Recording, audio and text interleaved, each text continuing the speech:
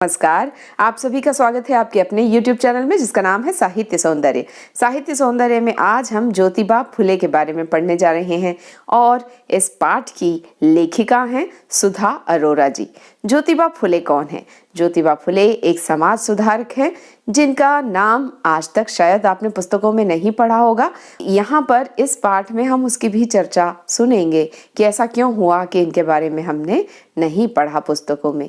और ज्योतिबा फुले एक समाज सुधारक के रूप में उन्होंने अद्वितीय कार्य किया है। ऐसे ऐसे काम उन्होंने किए हैं कि जिनकी गणना उच्च कोटि के समाज सुधारकों में की जानी चाहिए थी। तो आइए पढ़ते हैं ज्योतिबा फुले। यह अप्रत्याशित नहीं है कि भारत के सामाजिक विकास और बदलाव के आंदोलन में जिन 5 समाज सुधारकों के नाम लिए जाते हैं उनमें ज्योतिबा फुले का नाम शुमार नहीं है। लेखिका यहाँ कहती है इसमें अचरज की बात नहीं है कि समाज सुधारकों की सूची में लिस्ट में ज्योतिबा फुले का कहीं जिक्र नहीं है, क्योंकि हमारे भारत में ये भेदभाव विविधता के कारण सालों से वर्ण व्यवस्था के कारण चले आ रहे हैं। इस सूची को बनाने वाले उच्च वर्णीय समाज के प्रतिनिधि हैं। ज्योतिबा फुले ब्राह्मण वर्चस्व और सामाजिक मूल्यों को कायम रखने वाली शिक्षा और सुधार के समर्थक नहीं थे। तो ज्योतिबा फुले की विशेषता थी कि वे ब्राह्मण के वर्चस्व को स्वीकार नहीं करते थे और ऐसी शिक्षा का भी उन्होंने विरोध किया कि जो केवल ब्राह्मणों तक और सामंती वर्ग तक, मतलब पूंजीपति वर्ग तक ही सीमित रहे। उन्होंने पूंजीवादी और पुरोहितवादी मानसिकता पर हल्ला बोल दिया। उनके द्वारा स्थापित सत्य शोधक समाज और उनका क्रांतिकारी साहित्य इसका प्रमाण है। इस पाठ के माध्यम से हमें पता चलता है कि ज्योतिबा फुले ने वर्ण व्यवस्था का भी विरोध किया, जिसमें वर्ण व्यवस्था में ब्राह्मण को सबसे ऊंचे स्थान पर रखा जाता था। उसके बाद बारी आती है क्षत्रियों की, क्षत्रियों के बाद वैश्य और वैश्य के बाद शूद्र। तो शूद्रों को बहुत निम्न कोटि का समझा जाता था। उन्हें उनके प्राथमिक अधिकार भी नहीं दिए जाते थे, अर्थात उनके रोटी कपड़े मकान की भी व्यवस्था समाज में बराबर नहीं होती थी। उन्हें हेयहीन समझा जाता था, उनसे सब लोग बचते थे। और ऐसे लोगों के लिए पढ़ने के दरवाजे खोलना, पढ़ाई या पाठशाला के दरवाजे खोलना, वाकई में ज्योतिबा फुले का यह एक बहुत बड़ा कदम है। उन्होंने पूंजीवादी और पुरोहितवादी मानसिकता पर हल्ला बोल दिया। उनके द्वारा स्थापित सत्य शोधक समाज और उनका क्रांतिकारी साहित्य इसका प्रमाण है, अर्थात उन्होंने ऐसे साहित्य की रचना की जो सत्य के शोध में है, अर्थात सत्य की खोज में। जब उन्होंने समाज में ब्राह्मणों के वर्चस्व का विरोध किया और शूद्रों को पढ़ने के लिए पाठशाला में स्थान दिया, तो इसके विरोध में सारे ब्राह्मण चिढ़ गए और ब्राह्मणों ने कहा विद्या शूद्रों के घर चली गई, अर्थात उन्होंने कहा विद्या की देवी सरस्वती अपमानित हो गई है शूद्रों के घर जाकर। तो फुले ने इसका उत्तर तत्काल दिया, तुरंत दिया कि सच का सवेरा होते ही वेद डूब गए, विद्या शूद्रों के घर चली गई, भूदेवता अर्थात ब्राह्मण शर्मा गए। इस पंक्ति की सप्रसंग व्याख्या 5 अंक के लिए अक्सर पूछी जाती है। तो इसका भावार्थ हुआ कि जब सच का सवेरा हुआ, अर्थात जब सच का सामना हुआ, लोगों ने सच को जाना, तो वर्ण व्यवस्था डूब गई, अर्थात ब्राह्मणों को श्रेष्ठ समझना और शूद्रों को निम्नतर समझना, यह जो है सब समाज में डूब गया और विद्या शूद्रों के घर चली गई और भूदेवता अर्थात ब्राह्मण शर्मा गए। अब तक ब्राह्मण बड़े इतराते थे कि हम ही केवल पढ़े लिखे हैं, हम ही ज्ञानी हैं, किंतु अब तो विद्या शूद्रों के घर चली गई, अर्थात शूद्र ही पढ़े लिखे हो गए। तो इसके कारण ब्राह्मण जो कल तक इतराते थे, आज वे शर्माने लगे कि हमसे निचली जाति के शूद्र भी अब पढ़े लिखे हो गए हैं। महात्मा ज्योतिबा फुले ने वर्ण, जाति और वर्ग व्यवस्था में निहित शोषण प्रक्रिया को एक दूसरे का पूरक बताया। उन्होंने कहा कि जब तक वर्ण व्यवस्था समाज में है तब तक अमीर वर्ग हमेशा गरीबों को दबाता रहेगा और उन्हें अपना गुलाम बनाकर रखेगा। तो ऐसी व्यवस्था जो है कुव्यवस्था है, तो इसका उन्होंने विरोध किया। उनका मानना था कि राज सत्ता और ब्राह्मण आधिपत्य के तहत धर्मवादी सत्ता आपस में साठ गांठ कर इस सामाजिक व्यवस्था और मिशनरी का उपयोग करती है, अर्थात जब मिल जाते हैं 2 ताकतवर वर्ग समाज के, चाहे वो ब्राह्मण हो, चाहे पूंजीपति वर्ग हो या धर्माधिकारी हो, जब ये आपस में मिल जाते हैं तो ये मिलकर गरीबों का, दलितों का शोषण करते हैं, उन्हें हमेशा के लिए अपना गुलाम बनाकर रखते हैं। इसलिए इनके खिलाफ हल्ला बोल दिया। ज्योतिबा फुले ने। उनका कहना था कि इस शोषण व्यवस्था के खिलाफ दलितों के अलावा स्त्रियों को भी आंदोलन करना चाहिए। उन्होंने देखा कि ऊंचे घर की, अमीर घरों की, संभ्रांत घरों की महिलाओं का भी यही हाल है कि उन्हें उनके अधिकार उनके अपने ही परिवार में नहीं दिए जाते। इसलिए उन्होंने कहा, दलितों के साथ साथ स्त्रियों को भी आगे आकर इस आंदोलन में भाग लेना चाहिए और अपने अधिकारों की मांग समाज से करनी चाहिए। महात्मा ज्योतिबा फुले के मौलिक विचार गुलामगिरी, शेतकऱ्यांचा आसूड अर्थात किसानों का प्रतिशोध, सार्वजनिक सत्य धर्म आदि पुस्तकों में संग्रहित हैं। तो इनकी पुस्तकें भी इन्होंने लिखी है लेखक के रूप में। इस तरह गुलाम अर्थात जो आजीवन बंधुआ मजदूर होते थे उनके लिए, किसानों के लिए, स्त्रियों के लिए समाज में एक मान सम्मान हो, स्थान हो, इसके लिए इन्होंने आवाज उठाई। ज्योतिबा फुले के विचार अपने समय से बहुत आगे थे। आदर्श परिवारों के बारे में उनकी अवधारणा है कि जिस परिवार में पिता बौद्ध, माता ईसाई, बेटी मुसलमान और बेटा सत्य धर्मी हो, वह परिवार एक आदर्श परिवार है। अर्थात एक आदर्श परिवार की व्याख्या करते हुए वे कहते हैं, एक आदर्श परिवार भारत में उसे कहा जा सकता है जिस घर में माता, पिता, बेटा, बेटी सब अपनी मर्जी से अलग अलग धर्मों को अपनाकर प्रेम पूर्वक एक छत के नीचे रहते हों। आधुनिक शिक्षा के बारे में फुले कहते हैं कि यदि आधुनिक शिक्षा का लाभ सिर्फ उच्च वर्ग को ही मिलता है तो उसमें शूद्रों का स्थान ही क्या रहेगा। गरीबों से कर जमा करना और उसे उच्च वर्गीय लोगों के बच्चों की शिक्षा पर खर्च करना, किसे चाहिए ऐसी शिक्षा। यहाँ पर उन्होंने गरीबों और दलितों के अधिकारों के लिए आवाज उठाते हुए कहा कि एक दलित और एक गरीब जब टैक्स देता है, कर देता है अंग्रेज सरकार को, तो अंग्रेज सरकार ने जितने भी विद्यालय खोले हैं वे सभी विद्यालय अमीरों के बच्चों के लिए हैं, गरीबों के लिए नहीं हैं, दलितों के लिए भी नहीं हैं। तो भला अपना टैक्स या अपना कर देकर ऐसी शिक्षा को क्यों वे बढ़ावा देंगे। स्वाभाविक है कि विकसित वर्ग का प्रतिनिधित्व करने वाले और सर्वांगीण समाज सुधार न चाहने वाले तथाकथित संभ्रांत समीक्षकों ने महात्मा फुले को समाज सुधारकों की सूची में कोई स्थान नहीं दिया। तो यहाँ पर लेखिका इस बात से सहमत हैं और कहती हैं कि जो संभ्रांत परिवार के ऊंचे ऊंचे जाने माने लोग उस जमाने में जो पुस्तकें लिखने वाले थे, उन्होंने ज्योतिबा फुले का जिक्र किसी भी पुस्तक में नहीं किया, क्योंकि वे ज्योतिबा फुले के अस्तित्व को स्वीकार नहीं करना चाहते थे। ज्योतिबा फुले का नाम कहीं चमके वे बिल्कुल नहीं चाहते थे। 1883 में लिखे अपने ग्रंथ शेतकऱ्यांचा आसूड में अर्थात किसानों का प्रतिशोध, किसानों का बदला, इस ग्रंथ में लेखक कौन है? ज्योतिबा फुले। उन्होंने लिखा है, विद्या बिना मति गई, मति बिना नीति गई, नीति बिना गति गई, गति बिना वित्त गया और वित्त बिना शूद्र गए, इतने अनर्थ एक अविद्या ने किए। अर्थात शूद्रों को विद्या प्राप्त करने के अवसर नहीं मिले, इसी के कारण उन्हें मति नहीं आई, अच्छी बुद्धि, अच्छी सोच नहीं आई, क्योंकि उन्होंने पढ़ाई नहीं की। और उसके बिना नीति गई। नीति अर्थात एक योजनाबद्ध तरीके से अपने लक्ष्य की प्राप्ति की दिशा में कार्य करना, यह नीति कहलाती है। तो नीति भी उनकी विकसित नहीं हो पाई क्योंकि उन्होंने विद्या ग्रहण नहीं की। और नीति बिना गति गई अर्थात विकास प्रगति के रास्ते पर वे अग्रसर नहीं हो सके क्योंकि उन्होंने जीवन के लिए कोई प्लानिंग, कोई योजना नहीं बनाई। और गति बिना वित्त गया और इस तरह उन बेचारों के हिस्से वित्त भी नहीं आया, अर्थात पैसा भी उनके पल्ले नहीं आया। इस प्रकार इतने नुकसान शूद्रों के जीवन में इस अविद्या ने किए, अर्थात विद्या न ग्रहण करने के कारण पूरी उनकी जिंदगी ही जो है निरर्थक हो गई।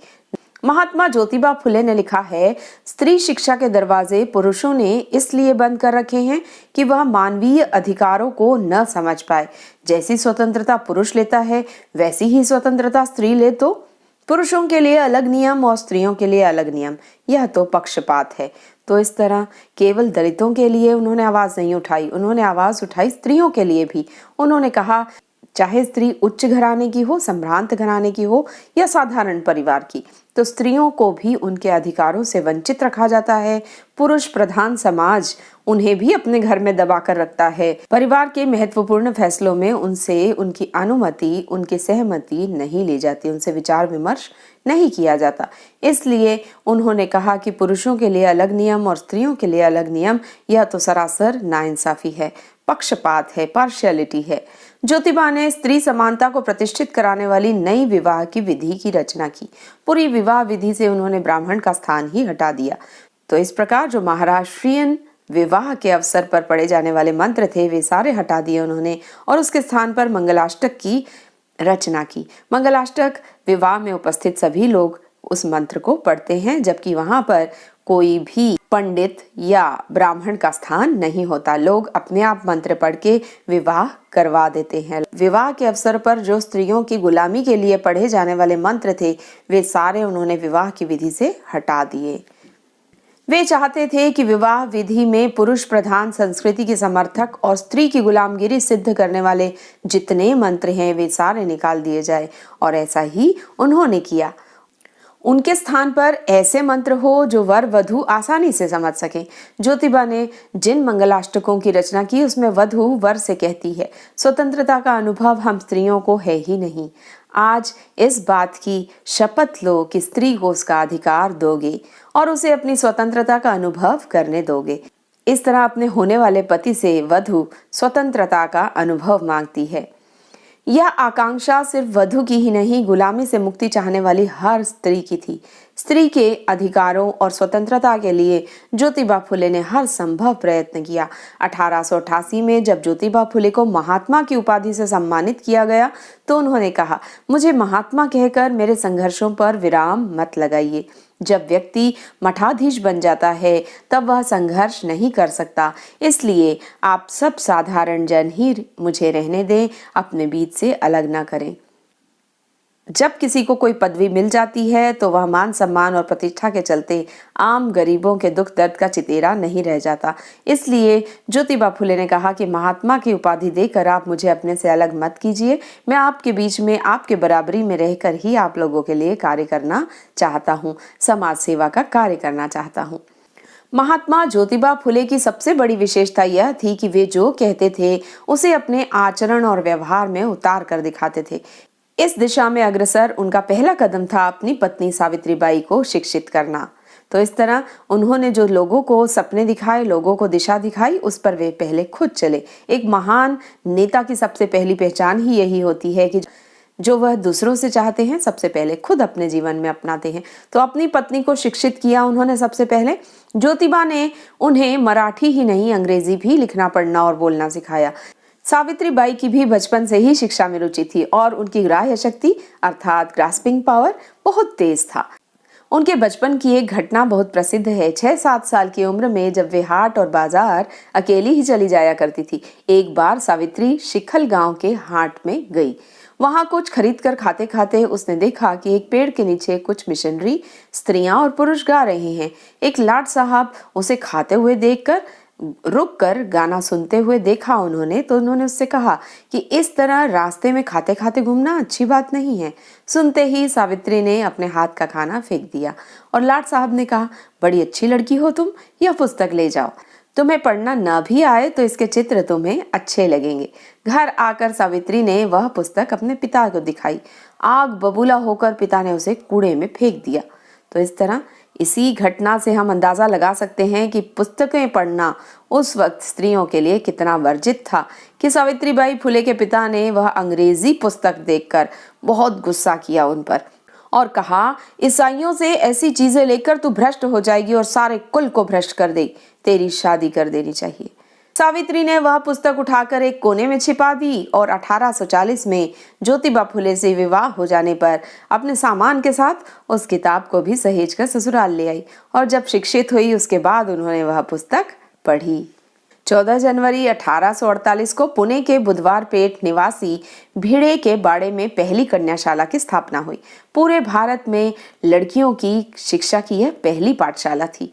भारत में 3000 सालों के इतिहास में इस तरह का काम पहले कभी नहीं हुआ था। शूद्र और शूद्रातिशूद्र लड़कियों के लिए एक के बाद एक पाठशालाएं खोलने में ज्योतिबा फुले और सावित्रीबाई को लगातार व्यवधानों, अड़चनों, लांछनों और बहिष्कार का सामना करना पड़ा। तो इस प्रकार लोगों ने उन पर लांछन लगाए, इल्जाम लगाए, उनके ऊपर लोगों ने गोबर फेंका, उनके ऊपर लोग राह चलते हुए थूकते थे। तो इस तरह उनके साथ बहुत अपमानजनक हरकतें लोगों ने की, उनका तिरस्कार किया, उनका बहिष्कार किया, समाज से उन्हें अछूता कर दिया। इसका परिणाम यह हुआ कि उनके पिता, जो कि धर्म से डरने वाले थे, समाज के लोगों से डरने वाले थे, उन्होंने भी अपने घर से उन्हें बाहर निकाल दिया, बहिष्कृत कर दिया। ज्योतिबा के धर्म भीरू पिता ने पुरोहितों और रिश्तेदारों के दबाव में आकर अपने बेटे और बहू को घर छोड़ देने पर मजबूर किया। सावित्री जब पढ़ाने के लिए घर से पाठशाला तक जाती तो रास्ते में खड़े लोग उसे गालियां देते, थूकते, पत्थर मारते और गोबर भी उछालते। दोनों पति पत्नी सारी बाधाओं से जूझते हुए अपने काम पर डटे रहे। 1840 से 1890 तक 50 वर्षों तक ज्योतिबा और सावित्रीबाई ने एक प्राण होकर अपने मिशन को पूरा किया। कहते हैं एक और एक मिलकर 11 होते हैं। ज्योतिबा फुले और सावित्रीबाई फुले ने हर मुकाम पर कंधे से कंधा मिलाकर काम किया। मिशनरी महिलाओं की तरह किसानों और अछूतों की झुग्गी झोपड़ियों में जाकर लड़कियों को पाठशाला भेजने का उनके माता पिता से आग्रह किया। बाल अपराधी, अनाथ बच्चे तथा विधवाओं के लिए उन्होंने अपने विद्यालयों का दरवाजा खोल दिया। उनके नवजात बच्चों की देखभाल भी उन्होंने स्वयं की। महार, चमार, मांग जाति, जो निचली जाति समझी जाती है, उन लोगों की एक घूंट पानी पीकर प्यास बुझाने की तकलीफ को देखकर ज्योतिबा ने अपने घर के पानी के होंद सभी के लिए खोल दिए। इस तरह हर काम को पति पत्नी ने डंके की चोट पर किया और कुरीतियों, अंधश्रद्धा और पारंपरिक अनीतिपूर्ण रूढ़ियों को ध्वस्त कर दलितों और शोषितों के हक में खड़े हुए। आज के प्रतिस्पर्धात्मक समय में जब प्रबुद्ध वर्ग के प्रतिष्ठित माने जाने वाले दंपति साथ रहने के कई बरसों के बाद भी अलग होते ही एक दूसरे को संपूर्णतः नष्ट भ्रष्ट करने और एक दूसरे की जड़ें खोदने पर आमादा हो जाते हैं, ज्योतिबा फुले और सावित्रीबाई फुले का एक दूसरे के प्रति और लक्ष्य के प्रति समर्पित जीवन एक आदर्श दाम्पत्य की मिसाल बनकर चमकता है। तो लेखिका यहाँ पर कहती है कि आज के समय में जब इतने सालों तक पति पत्नी साथ रहकर किसी कारणवश उनका डिवोर्स होता है, अलग हो जाते हैं, तो सालों बाद भी एक दूसरे पर कीचड़ उछालने पर वे आमादा हो जाते हैं कि किस तरह से एक दूसरे की छवि को नुकसान पहुंचाएं। तो ऐसे लोगों के लिए ज्योतिबा फुले और सावित्रीबाई फुले एक मिसाल बनकर उभरते हैं कि ऐसे दंपति जिन्होंने अपना जीवन तो संवारा ही, साथ ही उन्होंने कंधे से कंधा मिलाकर समाज में इतना बड़ा परिवर्तन किया। दलितों के हित में उन्होंने काम किया, उन्होंने स्त्रियों के और विधवाओं के, बाल अपराधियों के हित में भी उन्होंने काम किया। इस तरह समाज में समाज सुधार का एक बड़ा काम उन्होंने किया, जो कि लोगों के लिए मिसाल है एक आदर्श दंपति की। आदर्श दंपति अर्थात आदर्श पति पत्नी का जोड़ा, जो विपरीत परिस्थितियों में भी एक दूसरे से नाराज नहीं हुए और कंधे से कंधा मिलाकर उन्होंने कार्य किया। उम्मीद करती हूँ ज्योतिबा फुले पाठ आपको भली भांति समझ में आ गया होगा। यदि कोई भी शक या सवाल है तो आप कमेंट बॉक्स में प्रश्न पूछ सकते हैं, उसका उत्तर आपको निश्चित मिलेगा। अगले वीडियो में फिर मिलते हैं, तब तक के लिए गुड बाय, नमस्कार।